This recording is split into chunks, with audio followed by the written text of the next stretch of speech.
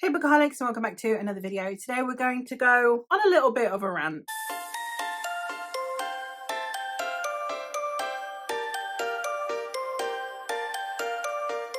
I have several genres on this channel that I talk about very frequently, and they are genres that I usually am super happy to be hyping up. They're genres that I want to be talking about, books within them that are what keep me reading. But what happens is when you read too much, arguably, of one genre, you end up with some things that come up a little bit too often that bother you, that annoy you, irritate you, for want of a better word. So therefore, I'm going to be talking through those things that keep cropping up in my favorite genres. I have already done one of these on fantasy, so I will leave that linked. It should already be up. I will have ones coming in soon for sci-fi, romance and horror, but today's one is going to be historical fiction. Historical fiction is where my first love of reading comes from. I am a through and through history nerd. It is actually probably the thing I am nerdiest about. I'm known on the internet for screaming at people about historical fiction and for terrifying people with it. So my reputation precedes me. I love reading historical fiction, but the more you know about history,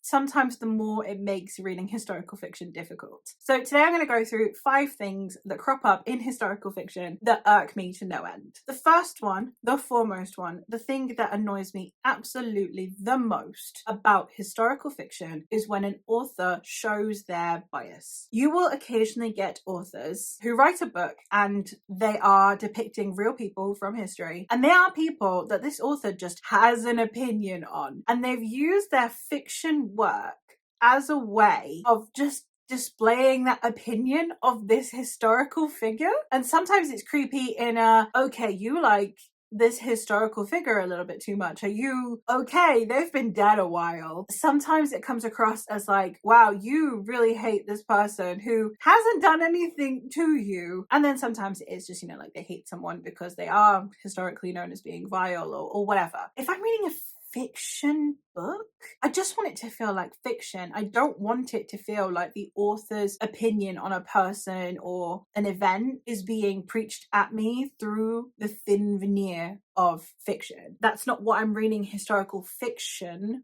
for. That is why more and more I am now starting to veer towards reading fiction books that are about fictional people in history. One of my favorite series, for example, is the Shardlake series by C.G. Sampson, and we are following the fictional character of Matthew Shardlake, which matters. It really does, because it makes it all so much more enjoyable. There are real people on page. You see somewhat in the background. You get Cranmer, you get Cromwell, you of course get Henry VIII, you get Elizabeth I, you get Catherine Parr. The main characters, the ones that you're following the most, are not real people, and therefore you are not being forced fed a opinion on a real person in history that we're going to be limited in how much we know about them as a person. We'll know about their accomplishments or we'll know about their misdeeds, but we won't really know about who they were as people, and pretending that we do is disingenuous. And I think that then it misrepresents history, and for people who only consume history through fiction then end up getting given the wrong impression of a real person in history, and that then becomes a problem for me. The next one I'm going to talk about is the way that we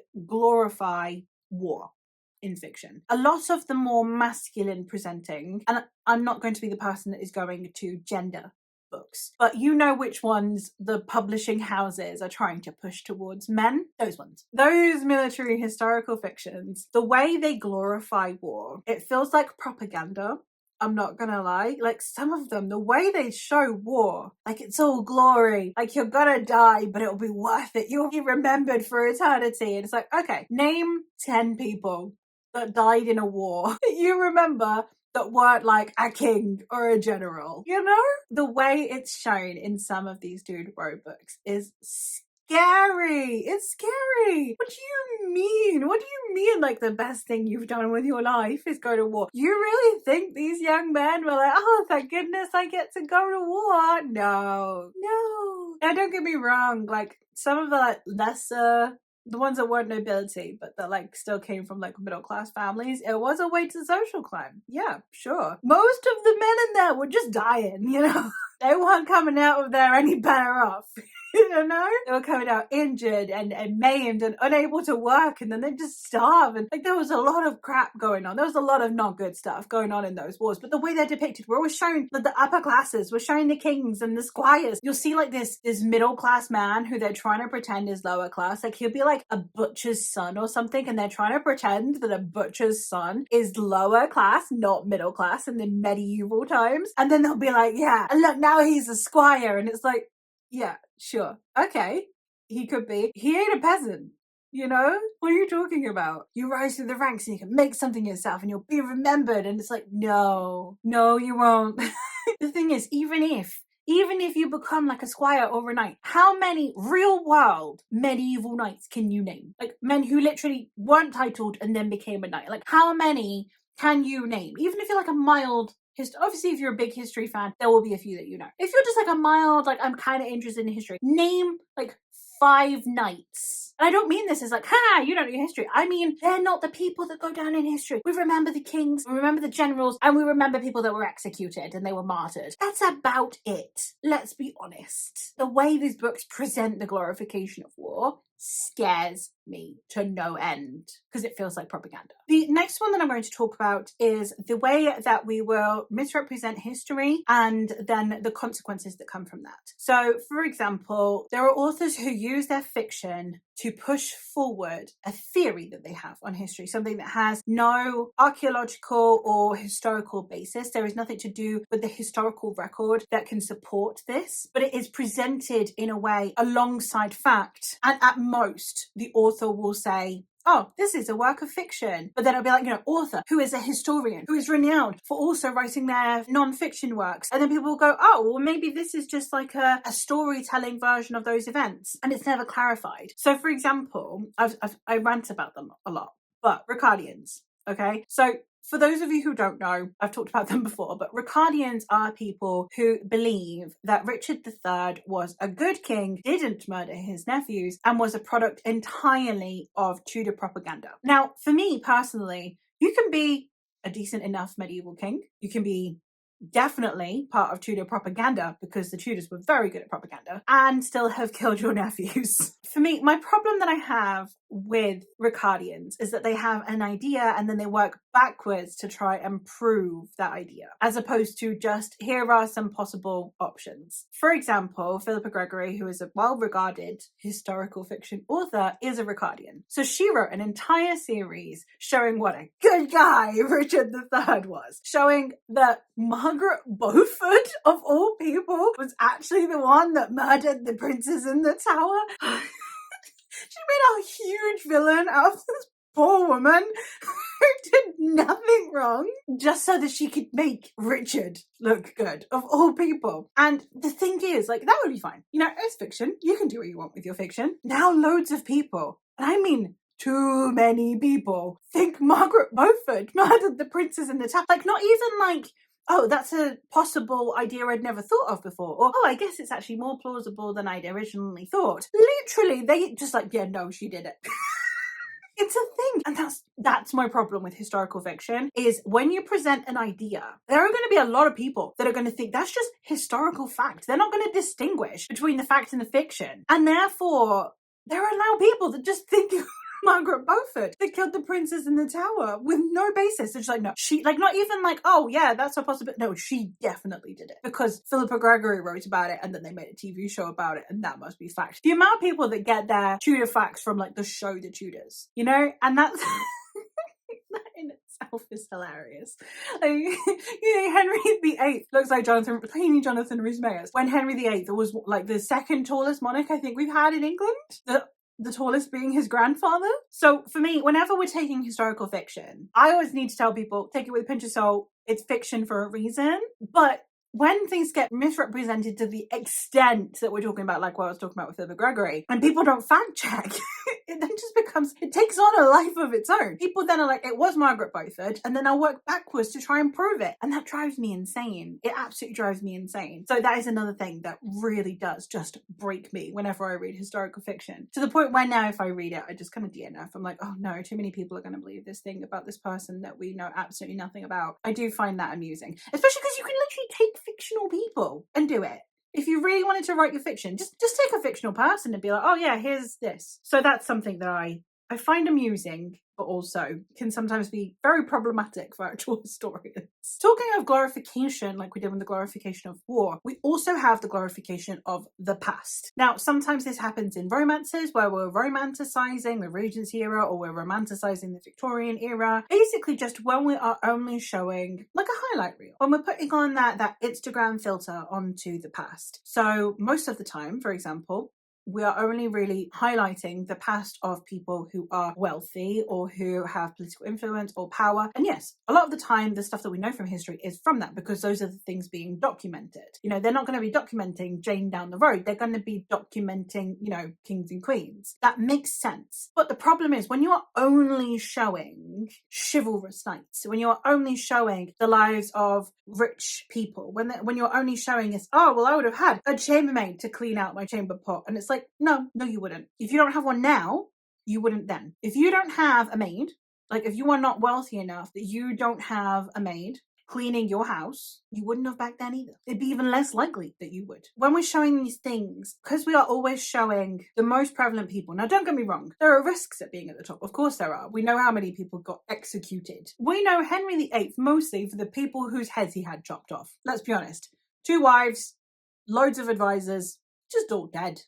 Life was cheap. So arguably, the rise and fall of families is very exciting. But when we're only seeing those things, we then tend to think, I'd have been a great knight in the past, or I'd have been a wonderful lady in the past. And it's nice to think that. It's nice to sort of think maybe I'd have been queen. What would have that been like? But there are people out there that genuinely seem to think that if they were in medieval times, they would be like a knight. They'd get knighted and they'd climb their way up. Or they would be a duke. It's like, well, you're not a duke now. When we're talking about like the Regency era, when you see things like Jane Austen, right? You hear Eleanor and Marianne from Sense and Sensibility are poor, right? They're the poor girls. And you think, well, I wouldn't mind being a poor girl. It's like, no.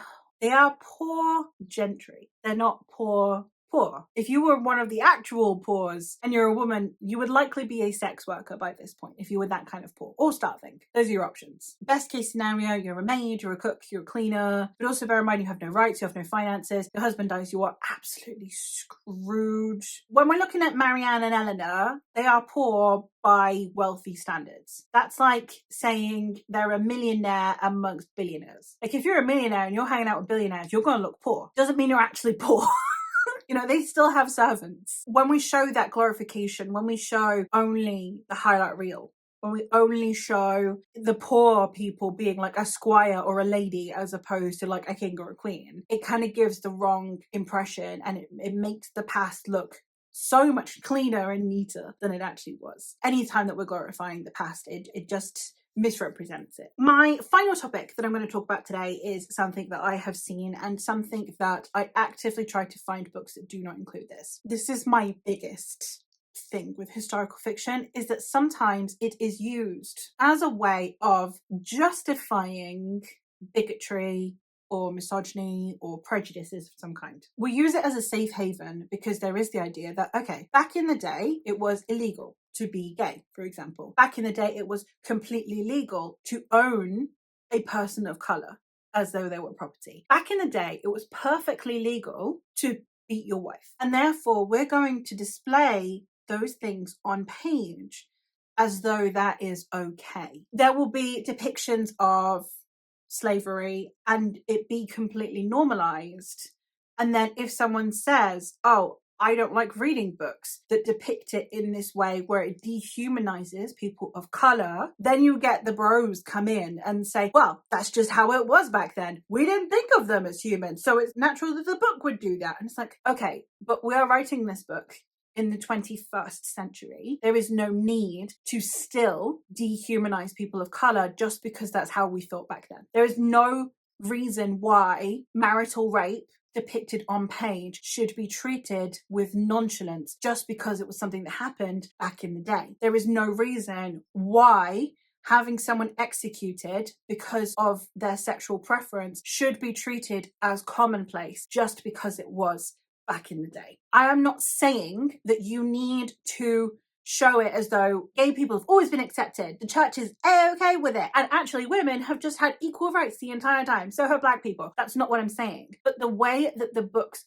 frame those things is what matters. And that is something that I feel like the people that try and justify the bigotry within these books are deliberately misconstruing, because they will come in and they will say, that's how it was back then. It's just depicting authenticity. That's fine. You can depict those things, but the tone of the book should not treat it with nonchalance. That's the difference. It is fine to show the harsh realities of the past. But when you have someone normally from a position of privilege, so a white person writing about people of color or a man writing about women, normally when you have someone, especially from a position of privilege, but not necessarily always, writing about those things, and the tone is nonchalant in its depiction, not just the behaviors of those around them. We're not depicting nuance. We're not having discussions around this is how people thought back then, but the author themselves is making sure that it's being presented as though we know this is a bad thing. That's where the problem lies. I don't need you to hold my hand. I don't need you to tell me that slavery is bad. I do need you and your book to make sure that your tone is not treating the atrocities of our past, the bigotry and the prejudice and the hatred of our past, as though it is not a problem just because it was not treated as a problem at the time. That's where it's important. And I am not okay with books that use the past as a reason to have a safe haven for bigotry. I have read books that are written by men that are very clearly depicting the perfect trad wife, and then when you ask, they'll say, well, that's just what it was back in the time, and it's very clear that they've never actually read history of women, only history of men. But they'll be like, well, this is the thing, this is how women behaved back then. I think that when you are discussing the past, especially if you are discussing any lack of privilege that society might be offering, you do need to make sure that the way it is presented, not the absence of it, because it is necessary to depict those things, the way it is presented is very important. And it being normalized by the tone of the book makes me uncomfortable, even if it was normal at the time. But that is all for this video. I know that ended on quite a heavy note, but it was quite an important one to discuss. Let me know what your thoughts are on any of these topics. What are some things within historical fiction that irk you and bother you personally? I would love to know. What are some historical fiction books that you think cover these topics in a good way? Which are ones that you think actually are, for example, inclusive, they're not bigoted, or books that potentially don't glorify war or don't glorify what living 300 years ago would have felt like, etc. I would love to know your thoughts. But yes, let me know in the comments down below. So thank you ever so much for watching, and I will hopefully catch you in another one soon. Bye!